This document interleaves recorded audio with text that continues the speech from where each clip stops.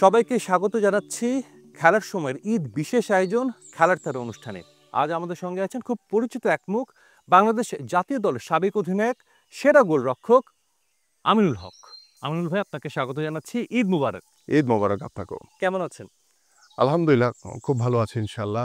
আমিনুল ভাই, এবারে ঈদ থেকে আপনার জন্য একটু ডিফারেন্ট, একটু বিশেষ হতে যাচ্ছে অন্যবারের তুলনায়। শুধু আমার জন্য না, আমি মনে করি যে সারা বাংলাদেশের মানুষের জন্য একটু স্পেশাল, একটু ভিন্ন, একটু স্বাধীনভাবে তারা ঈদ উদযাপন করার যে পরিবেশ তৈরি হয়েছে, এটি মনে হয় সারা বাংলাদেশের প্রত্যেকটি মানুষের কাছেই সেই ইমেজটা বা সেই আমেজটা রয়েছে। সব কিছু মিলিয়ে আমার কাছে মনে হচ্ছে যে বাংলাদেশের মানুষ এখন স্বাধীন, স্বস্তির নিঃশ্বাস ফেলেছে। সেই স্বস্তির নিঃশ্বাস যেহেতু ফেলছি, সো দ্যাট এই ঈদ উল ফিতরটা আমাদের জন্য আসলে একটু ডিফারেন্ট।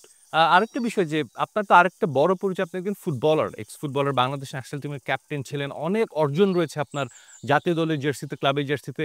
এমন একটা সময় আমাদের ঈদটা হচ্ছে যখন ফুটবলের একটা স্বস্তির সুবাতাস বইছে। মাত্রই ভারতের বিপক্ষে আমরা ডমিনেট করে, ড্র করে বাংলাদেশ দল কিন্তু এসেছে।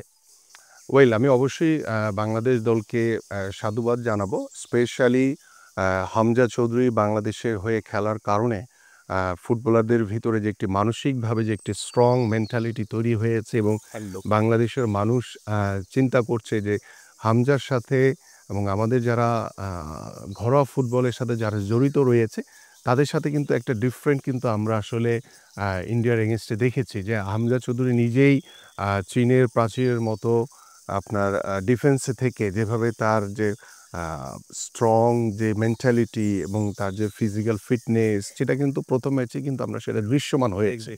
তো সেই জায়গা থেকে আমার কাছে মনে হয় যে হামজা চৌধুরী মতো আমাদের আরও হামজা দরকার। আমার ভাই, বাংলাদেশ দলের মধ্যে আপনি ওই স্পৃহাটা তো দেখেছেন যে নতুন কিছু করতে চায়, ভালো কিছু করতে চায়। আমাদের যে ট্র্যাডিশনটা হামজা চৌধুরীকে কেন্দ্র করে যে একটি পরিবর্তনের হাওয়া পড়েছে আমার কাছে মনে হয়েছে, সেটাকে ধরে রাখাটা খুব ইম্পর্ট্যান্ট। কারণ আমরা অনেক কিছু অর্জন করি খুব তাড়াতাড়ি, কিন্তু এটাকে ধরে রাখতে পারি না, পরে আবার এটাকে হারিয়ে ফেলি।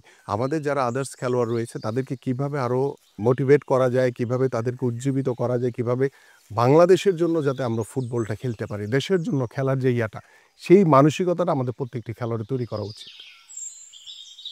আমিনুল ভাই, ঈদের দিনটা আসলে আপনার কিভাবে কাটে? ঈদের দিনের সকালটা আপনি কিভাবে পার করেন? ছোটবেলার ঈদটা তো ছিল আসলে একটু ডিফারেন্ট।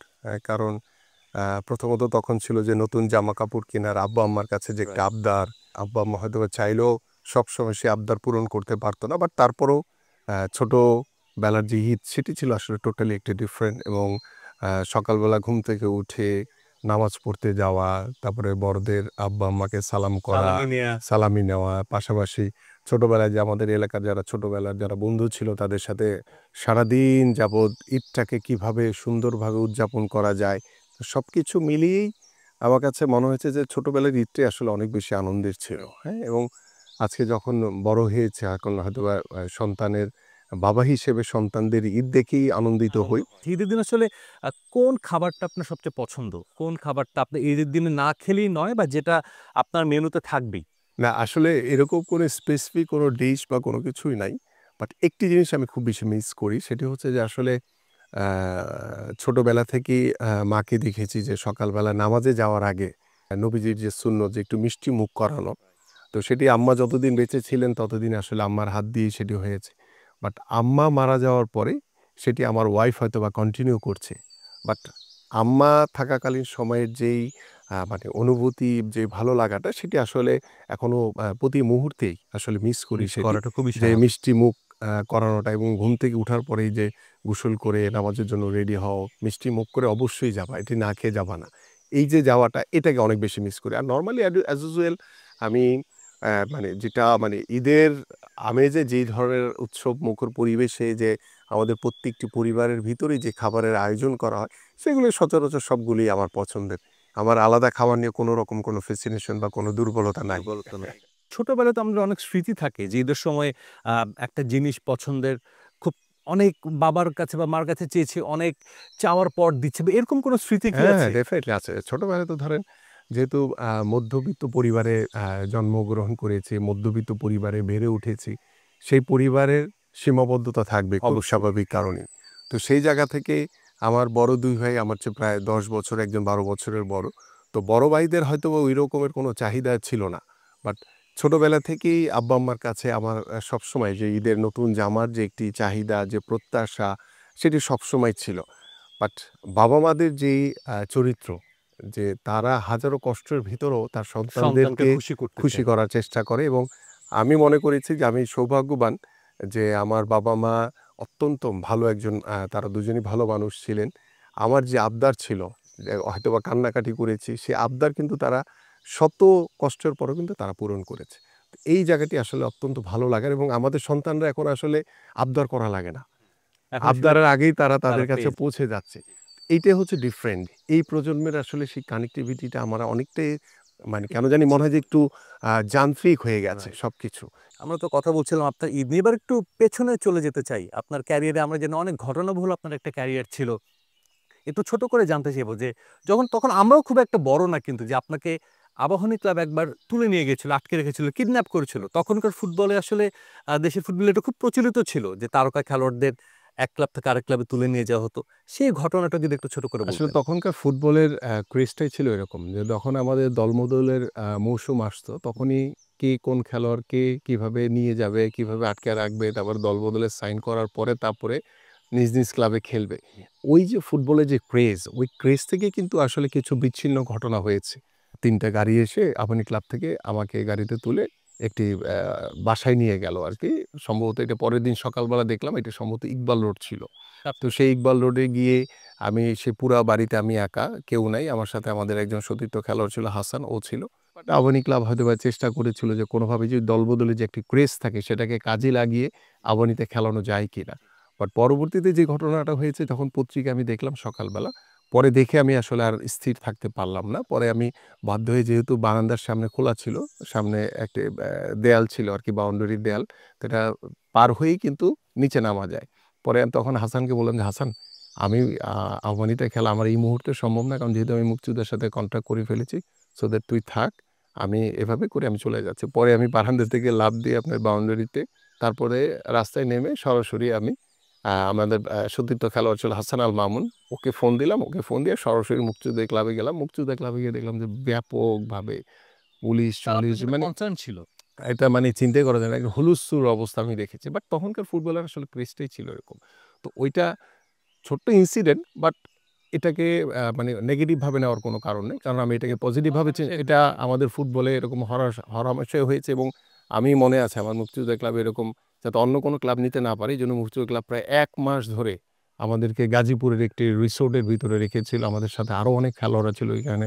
মাসুদ রানা ভাই, জুয়েল রানা ভাই, এরকম অনেকে, নকি ভাই থেকে শুরু করে এরকম একটানা ১ মাস আমরা ছিলাম। সো দ্যাট ওইটাও তখনকার ফুটবলের একটা অন্যরকম ভালো লাগা ছিল। এবার একটু অন্য ভিন্ন রকম একটু আলোচনা করতে চাই। দর্শক, আমরা জানি যে ওয়ার্ল্ড ফুটবলে তো অনেক কিংবদন্তি গোলকিপার আমরা দেখেছি। আপনার চোখে কিংবদন্তি কে? সেটা আমরা একটা র‍্যাপিড ফায়ারের মাধ্যমে আমরা সেটা বের করতে চাই। আপনাকে প্রশ্ন করব, আপনি একজন একজন করে বলবেন। শেষ পর্যন্ত গিয়ে যে থাকবে সেই হবে আপনার চোখে সেরা গোলকিপার। তবে আপনাকে এটা একটু সতর্কভাবে খেলতে হবে, কারণ এখানে কিন্তু অনেক বড় বড় নাম রয়েছে। তো আমি শুরু করছি সেই র‍্যাপিড ফায়ারটা। ম্যানুয়েল নয়ের না Gianluigi Buffon? Manuel Neuer. Neuer নাকি ক্যাসিয়াস? ক্যাসিয়াস। ক্যাসিয়াস নাকি Oliver Kahn? Oliver Kahn. Oliver Kahn or Lev Yashin? Lev Yashin আসলে খেলা ওইভাবে দেখিনি, বাট লেভিয়েশন অনেক ভালো গোলকিপার ছিলেন। তাহলে কাকে চুজ করবেন? Lev Yashin. Lev Yashin. Lev Yashin or Peter Schmeichel? Peter Schmeichel. Peter Schmeichel, okay. Peter Schmeichel নাকি বর্তমানের ক্রেজ, যিনি regarded one of the best goalkeeper, Alisson বেকার?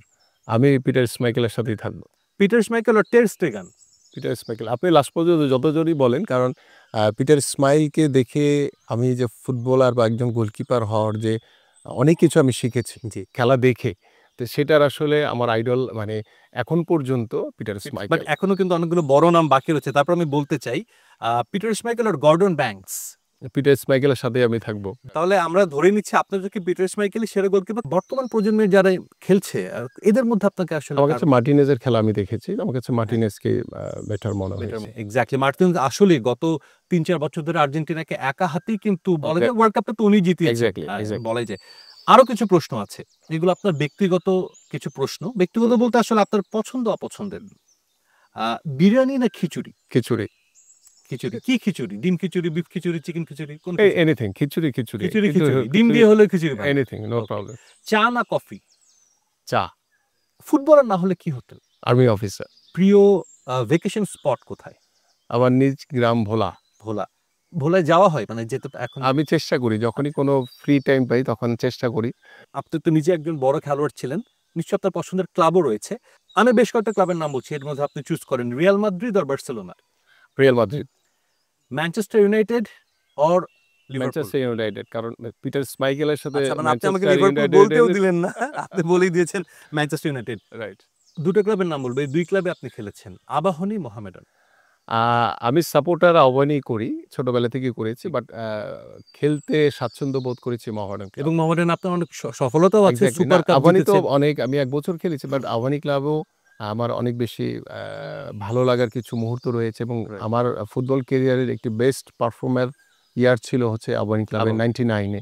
শেষ প্রশ্ন, এখানে আপনার যে কোনো একজনকে চুজ করতে হবে, নিশ্চয়ই আজ বুঝতে পারছেন প্রশ্নটা কি, মেসি না রোনালদো? বেসিক্যালি আমি দুজনের খেলাকেই পছন্দ করি, বাট যেহেতু আমি রোনালদোর ভক্ত, এই জন্য রোনালদোর পক্ষে আমার কিছুটা হইলেও দুর্বলতা কাজ করবে। সম্প্রতি একটা ম্যাচ হয়েছে বিশ্বকাপ বাছাই পর্বের, ব্রাজিল আর্জেন্টিনার, এবং আর্জেন্টিনা জিতেছে, যার কারণে প্রশ্নটা করে, যেহেতু বেশি দিন হয়নি, ব্রাজিল আর্জেন্টিনার খেলা হলে আপনি কোন দল সাপোর্ট করবেন? আমি ব্রাজিলের সাপোর্টার, সো দ্যাট ব্রাজিল যেহেতু হেরে গেছে এটা আমি শুনে কিছুটা হলো মানে অস্বস্তিতে পড়েছি এবং কিছুটা হতাশ হয়েছি, কষ্টও পেয়েছি। বাট আমার পরিবারে আবার সবাই খুব খুশি, কারণ সবাই আর্জেন্টিনার সাপোর্ট। আগামী বছর একটা ওয়ার্ল্ড কাপও রয়েছে, 2026 ওয়ার্ল্ড কাপ, এবং এই ওয়ার্ল্ড কাপে আপনি কাকে এগিয়ে রাখবেন, এবং আপনার কি কোনো ইচ্ছা আছে এই ওয়ার্ল্ড কাপটা মাঠে বসে দেখা, ব্রাজিল আর্জেন্টিনার কোনো ম্যাচ, ইনফ্যাক্ট ব্রাজিলের কোনো ম্যাচ? যদি মানে দেশের সিচুয়েশন অনুযায়ী, যেহেতু আমি ব্যক্তিগতভাবে দেশের সাধারণ মানুষের জন্য কাজ করি, দেশের জনগণের জন্য কাজ করি, একজন রাজনীতিবিদ হিসেবে আমার দেশ সবার আগে। হ্যাঁ, অবশ্যই। তো সেই দেশকে সামনে রেখে যদি কোনো সিচুয়েশন বা পরিবেশ তৈরি হয়, খেলা দেখার সুযোগ থাকে, তাহলে হয়তোবা যাব।